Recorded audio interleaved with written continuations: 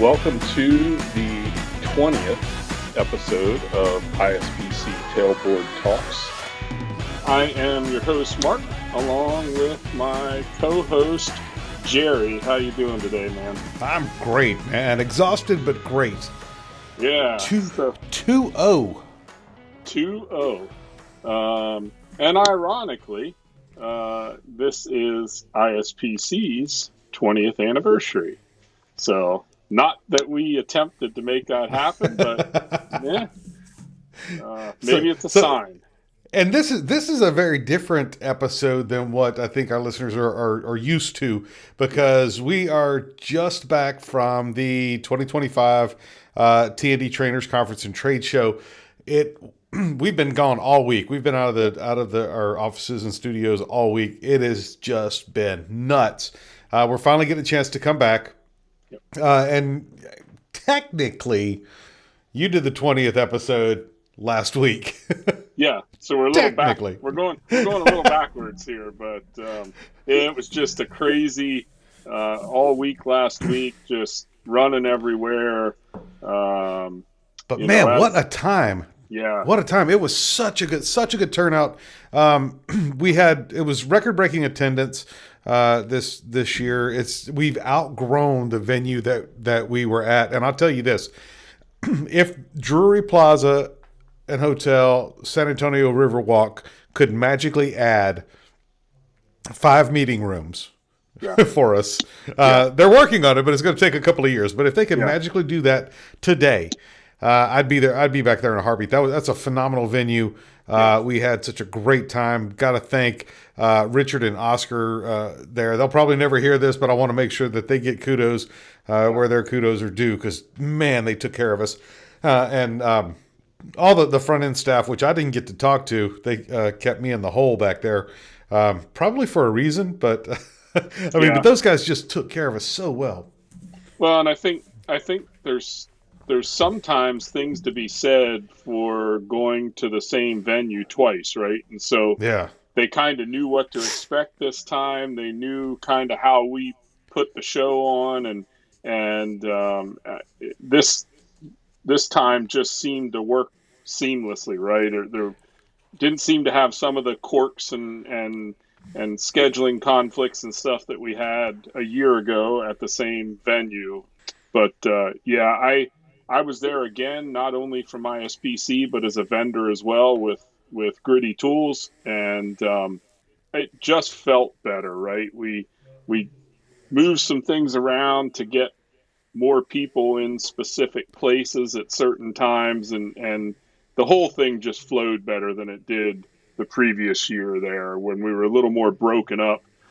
And, honestly, it was, Mark, it got to the point where I was like, man, are we missing something? It's going too smooth. Yeah. Something's got to be missing, but nothing was. And if you attended and you want to rewatch the stuff, look for your magic link on there. If you didn't attend, get ready, because next year, I'm excited to talk about next year. We're going to be in Orlando next year. Yeah, man. Looking forward to that one. Yeah, and we'll tell you more about that in just a little bit.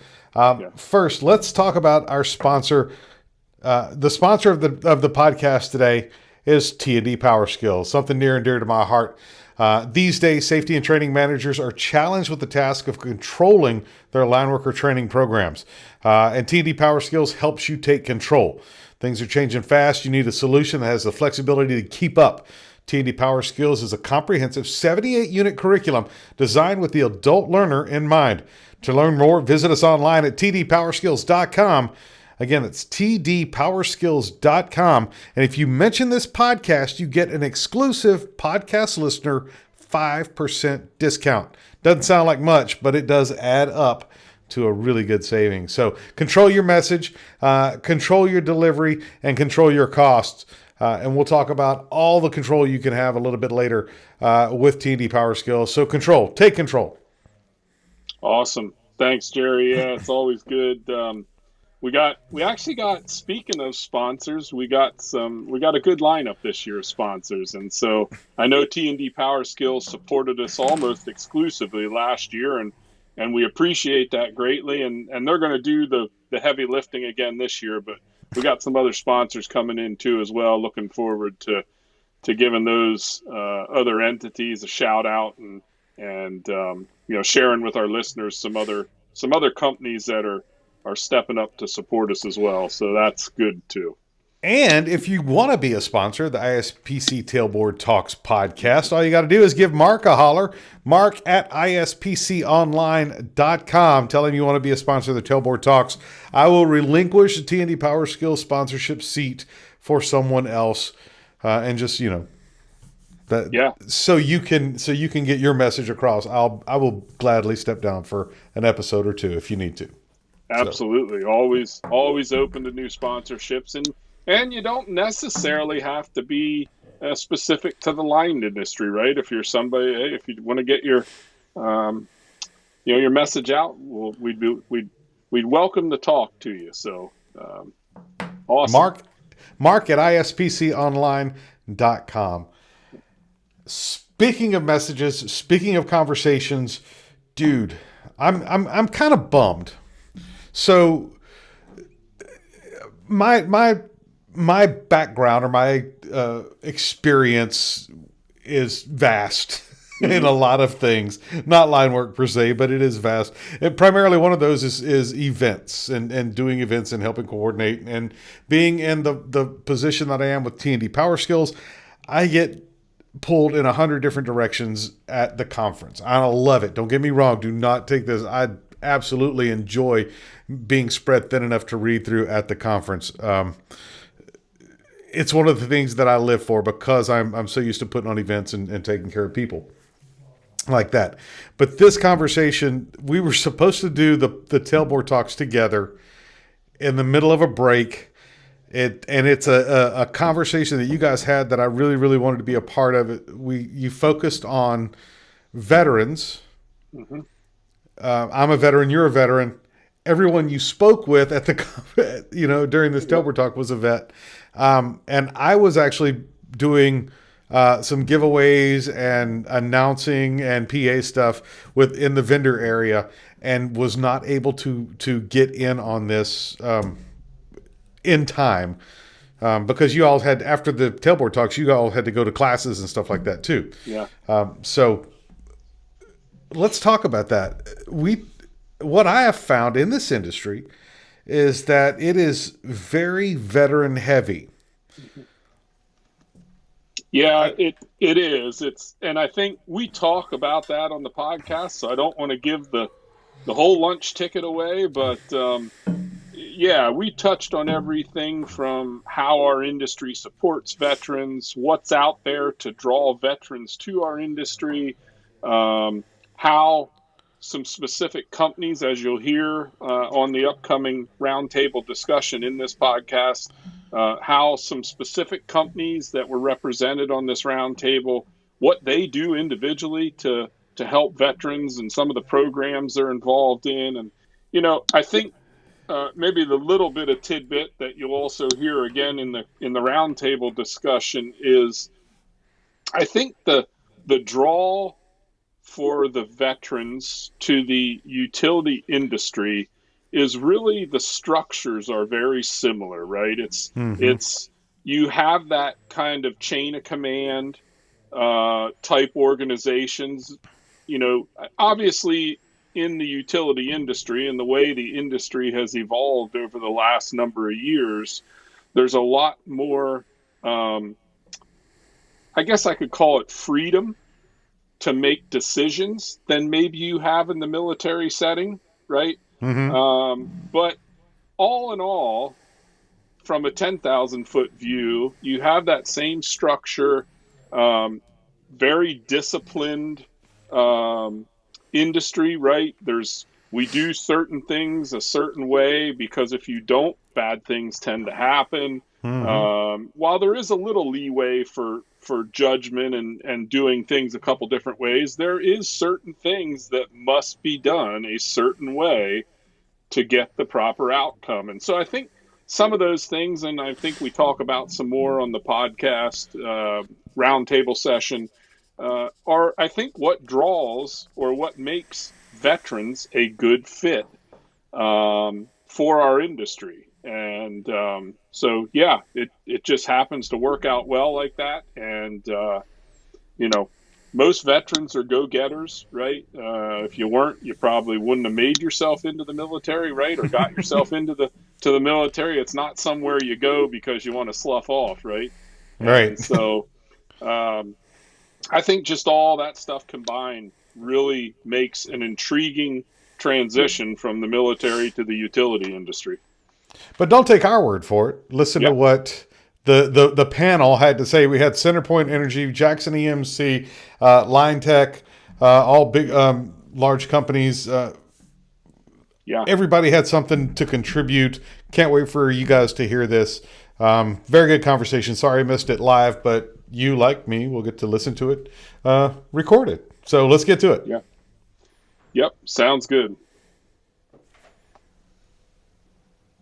We're going to talk today around veterans and what the utility space and specifically the companies that we have with us are doing to help support the transition for veterans from that military life into what they can look forward to if they choose to come into the utility sector. So I'm going to let each one of our guests introduce themselves and let us know what company they're working for, and then we'll jump into it. So, My name is Joesph Fields. Working with Linetec Services. I'm the regional training manager for the Southeast of the United States. welcome. My name is Ronnie Abernathy. I work for Centerpoint Energy. I've been there for 26 years. Cool. Welcome. Ryan Cooper, Centerpoint Energy, 16 years. Okay. Welcome, Ryan. Jeremy G. I'm a safety and training specialist for Jackson EMC. I've been there 21 years. Awesome. Well, I appreciate you guys taking a little bit of time out of our conference today to join us and just kind of, I know some of you have some really good things going on at your organizations when it comes to veteran outreach and veteran support. And so I know all of you are veterans. We kind of intentionally did that. So thank you for your service, first and foremost. I'm a veteran as well, and Jerry is as well too. So and so is our owner, Ron Shank. So we have a lot of veterans in the utility space, and so I'll just open it up, and anybody can jump in and start talking. What are your companies doing to help veterans? What's some of the things that you guys have going on good? Go ahead. All right, so with Linetec, we're owned by Century, or Century is our parent company. But not only that, we work with Helmets to Hard Hats and Hire to Heroes, both with Century and at Linetec, giving veteran preference. And we're currently working to tie the VA post 9/11 GI Bill into our apprenticeship program to allow them to collect on-the-job training to compensate for that pay gap of getting out of the military, Sure. coming back into an introductory position Yep. to be able to work and go through an apprenticeship program. How about the other guy, Jeremy? I know you got a. So we're doing that. We're a VA approved training center. I had to go through that process. So you got to get DOL approval first. And once you get your DOL approval, we become a VA approved training center. And so, like you said, the veterans are able to use their post 9/11 GI Bill to get their BAH housing while they're in our training program. Okay. So they're getting paid by us too while they're in the program. Plus, they're getting their VA check. And then we just recently started a program. I don't know if y'all have seen this. It's fairly new. We've had one guy come through, but not on the line crew for us. But it's called Skill Bridge. Mm-hmm. It's where the guys can their last 6 months of active service, they can actually go into an approved apprenticeship program. They're being paid by the Department of Defense. They still have to. You still have to do a report to their commanding officer and all. They have to be released from their unit, but they can work in your training program, and you're not paying them. They can do on-the-job training and all those types of things. So we had one guy come through that we have a training program for our building maintenance guys. So we had a guy in the Air Force that did that, and then a job ended up not opening up for him, so he moved on to other things. But I was scared to do it with the line crew, just all the dangers associated with the job and all. But this past summer, we did a summer intern program with high school kids, and it worked out really well. We ended up hiring 2 kids out of that, and a couple of the kids decided, hey, this ain't what I want to do for a living. So it served its purpose. When we saw how everybody, we asked the supervisors and they were on board, but everybody liked that program and was willing to do it with the veterans. So put together like a 4 to 6 month kind of a pre-apprenticeship training program thing, except for we're not going to get CDLs. We're not going to spend the money on that. We're going to put them through our climbing school and those things. And we're going to try to have one of those guys at each one of our offices. And we're going to allow them, if in their 4 to 6 months that they're there with us, if we have an internal job open up, we're going to allow them to apply as an internal employee, which will cut down on them for the competition. Because if we have 2 people internally apply, those 2 people will interview for the job. And here recently, every time we've opened a job outside the company, we're cutting off applications at like 50. We're stopping accepting them. They're such high competition. Mm-hmm. So we're hoping that'll help us be able to hire more veterans. Gotcha. It's a on the job interview. Yeah. How about you guys at Centerpoint? I do know that it's a fairly new concept that we're taking on, and it's, Okay. we actually have next Tuesday on the 25th is one of our first conversations with other veterans. Gotcha. Yeah, Cool. you guys are a little ahead of the game. Yeah. So I guess what is it? And obviously, some of you guys have a little more experience and exposure with this. But what's the obviously besides trying to help veterans, right, transition, which I think anybody can get behind and support, right? But I guess what's the benefit maybe to veteran workers over, let's just say, a regular trained worker, right? Or maybe somebody went to a technical college or something to that nature. I can tell you personally, line work, it gave me the purpose that I thought that I lost getting off of active duty. Okay.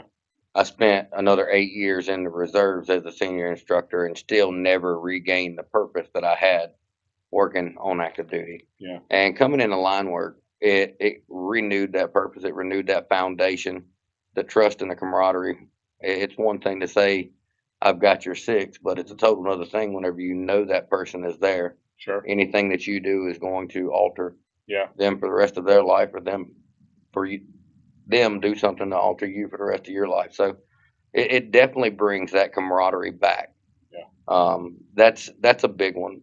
But one of the biggest advantages I find with veteran employment is, especially ones that have went through some leadership schools, Mm-hmm. whether it be WLC, BLC, or BNOC or ALC, they all have their benefits, but it's getting them into that mentality of, one, they already have a servant's heart. Mm-hmm. And almost any lineman that I know also has a servant's heart. There's no ifs, ands, or buts about it. Yeah. But the biggest thing is they already have a purpose for why they're coming into this industry. Mm-hmm. It's not just strictly monetary. It's, I'm here to help, and I want to continue service. Great. I'd like to echo that, right? Because, I mean, whenever you're in the service, you learn how to be a leader. I mean, from jump, they teach you and mold you to be that, right? And every decision counts. Sure. And your lives do depend on somebody else. Yeah. And it's just like in the line where we depend on each other as brothers. Yeah. To watch each other's backs, just like he said. Yeah. So I think it's very important that's a really good thing, because that's what you're trained on already. Sure. And then you come to something that's what you're expected to do. Yeah. So in the future jobs that you're going to be applying for. Right. So I worked on avionics on the helicopters. I'm an underground network tester. So I just took everything that I learned there and just correlated to what I do now. I think the biggest jump for me was like the voltages. Okay. Like you cannot get close to that thing, but just once you get past that, you can use all that knowledge that you got in the military here. Yeah, same thing as what he was saying. Like most of the guys that were never in the military, I kind of tell them that work there on the line crew, that's the closest experience you ever have to being in an infantry unit is being on that line crew. Yeah. So what if I'm a veteran out there that just happens to catch this and am listening to this? So I know from experience that some organizations go find those people, right, and work to do outreach and those things like that. But if if somebody is, living in one of your territories where you guys, operate and are looking, hey, maybe I'd like to do that, short of obviously you guys doing the outreach, but how do they, find you or come to you, right? Like is there things for Jackson, right? Is everything on a website? Is everything, hey, I'm looking for work in this area and I want to, whether you were in line work in the military or whether you were in the infantry, right?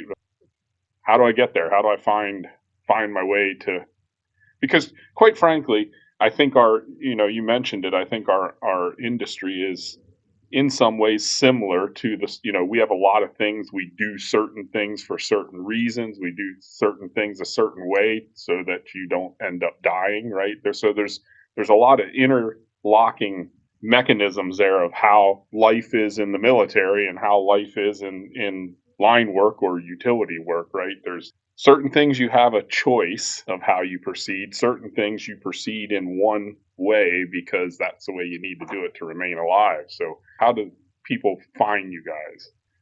So for us, I know if they're still active, they can search us up on the SkillBridge website. If they put the zip code in there, we're the only ones that pop up in that zip code. Okay. We're on the Department of Labor website because we have an approved apprenticeship program, and then our Jackson EMC website, opportunities to apply. I'll say also, one of the biggest tools that goes overlooked in our industry and in the military is social networking. Mm-hmm. And I don't mean Facebook. I mean something more like LinkedIn. Yeah, more of a business type. It's a business profile, but the ability to do a job search and specifically pay attention to companies that are giving veteran preference, Mm-hmm. that are having programs, whether it be SkillBridge, whether it be Hire to Heroes, whether it be Helmet to Hard Hats. All of those are listed through LinkedIn. Mm-hmm. They all have a page. They have individual reps that are there that are outside of, in the Army, it's the Army Career Alumni Program, and it's called ACAPing. Mm-hmm. Within the last 60 days of you getting off of active duty, you have to go through ACAP. And there's a lot of soldiers that brush that off. Mm-hmm. But truth be told, it's got a lot of valuable information in there, especially on bridging the skills, using programs like SkillBridge, Mm-hmm. or cross-referencing that job and how it can correlate into this industry or into any other. Mm-hmm. So we've talked a little bit about how veterans get to our world, right?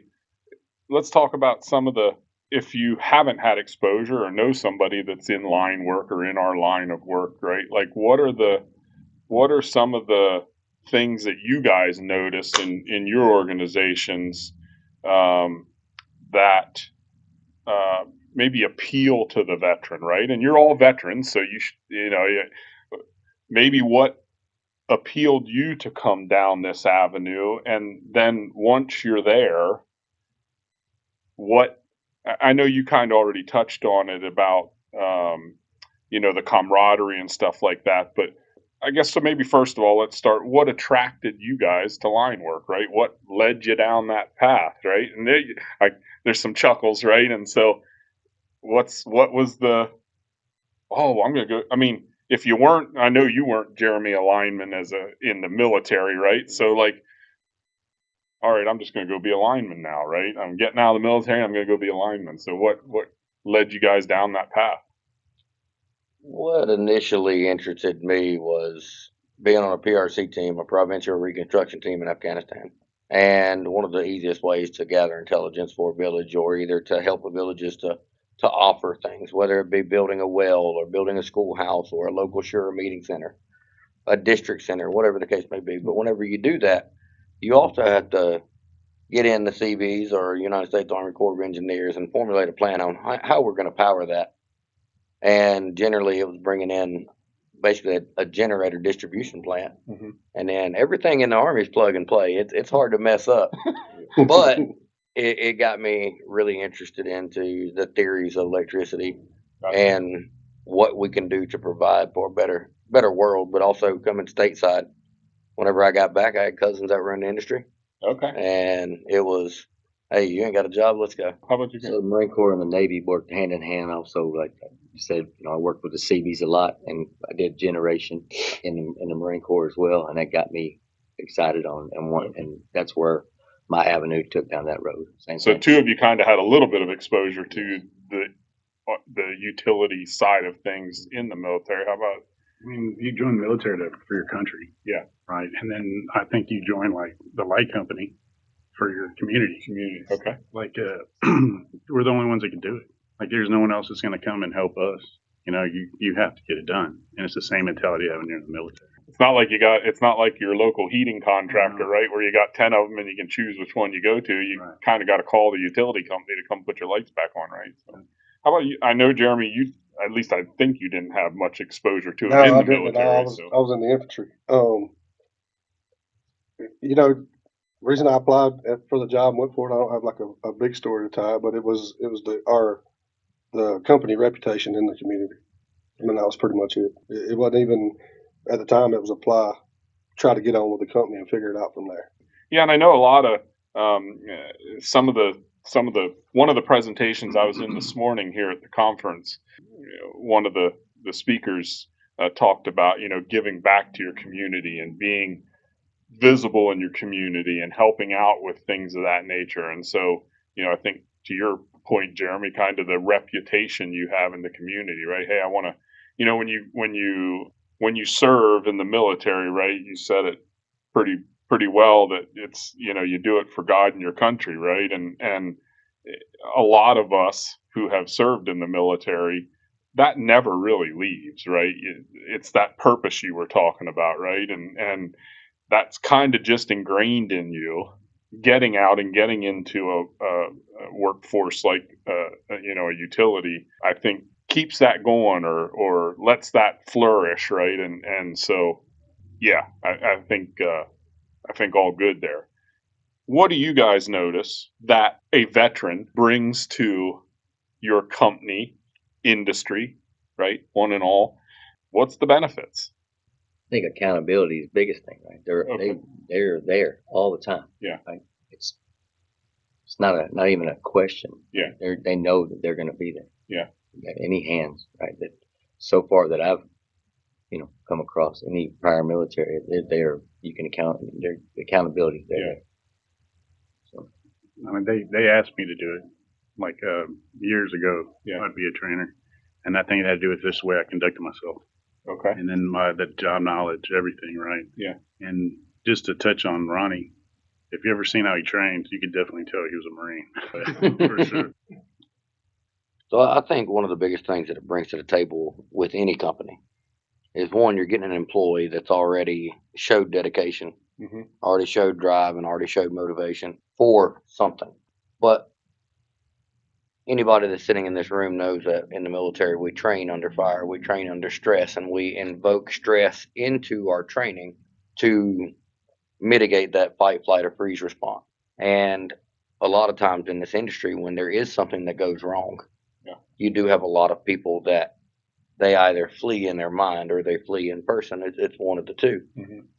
And I think the resiliency aspect, the ability to bounce back, if you've got somebody that's been in the military for an extended period of time, that resiliency, that ability to bounce back has been bred into them and continue placing that one foot in front of the other, then you've got that person that's going to stay there to get the job finished, that's going to be there early, that's going to set the example or set the pace for the rest of that crew. Yeah. Yeah. Anything you want to add, Jim? I think it was hit on before, but the leadership. Yeah. Like the leadership that they bring. And two, I know it seems like a simple thing, but understanding a rank structure. Like knowing their place on the crew. Right. And knowing how that kind of, you start from the bottom and build up. I think that's something big. Obviously, it's that way in the military, right? I mean, if you're, not that you can't offer value as the private or, but there's that structure there, right? There's that chain you got to follow, and there's a reason for that. And in our industry as well, not if you're an apprentice, it's not that you can't be a leader or have leadership qualities, but you need there is that chain of command that you kind of got, if you're going to skip 2 or 3 levels and then things come back downstream, it's usually not going to work out too well, right? I mean, there's a difference between having an open door policy and going around people because you can't go through people, right? And so I think it's a very similar structure. And again, so back to that, camaraderie and purpose and all that type of stuff.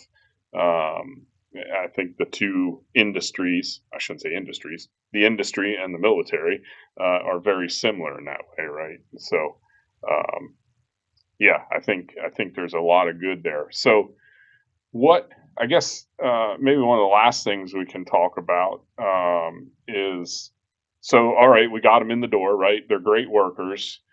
Are your companies doing anything else to support veterans? Because depending what you did in the military and what you were exposed to, right, there can be some lasting effects and things like that veterans got to deal with that maybe other people don't have to deal with, right? And so, what kind of support mechanisms do you guys have? And I hate to rabbit hole and say that you only do this for, obviously you do it for any employee, right? So I don't want to make it sound like you're only going to get this if you're a veteran, right? It's there for everybody, but I can say something like this is the first company I've ever worked for that, like, say Veterans Day, they actually took us to like lunch. Okay. And it boosts our morale. Yeah. And it's not just the trainers. It's our department. Yeah. Like, it's mainly in our department. It's not the whole company, but there are certain departments that do it, and it's just a little bitty things that they do. I've never had that happen. Yeah. Ever in any job. Yeah. But and we'll take the apprentices if they were veterans as well. Sure. And it's every year. Yeah. And we look forward to it, and they treat us well. Yeah. Awesome. So we do a veterans breakfast. We do it every year. They bring the company has all the veterans come there. They do a breakfast. They give us a veteran specific gift every year that only the veterans in the company can have. Like like a lot of times they give gifts for like lineman appreciation, and other people can get them, but only the veterans can have those. And then not specific to the veterans, but we do have a pretty good employee assistance program that guys can enter to anonymously. That is even offered. They have some stuff in our employee assistance for our family members. Okay. As well. So awesome. Yeah. And so we also have an EAP program, employee assistance program, offers free counseling and things of that nature. But one thing that Century did, and I won't say this was Linetec specific, we had a lot of guys from Linetec that drove it through. They set up a complete veterans, I guess you can say, networking program through Microsoft Teams. And every month, every veteran in the company, they log in. We talk about whatever's going on in the world, but also how we can continue to push for veteran recruitment within the company or within the organization.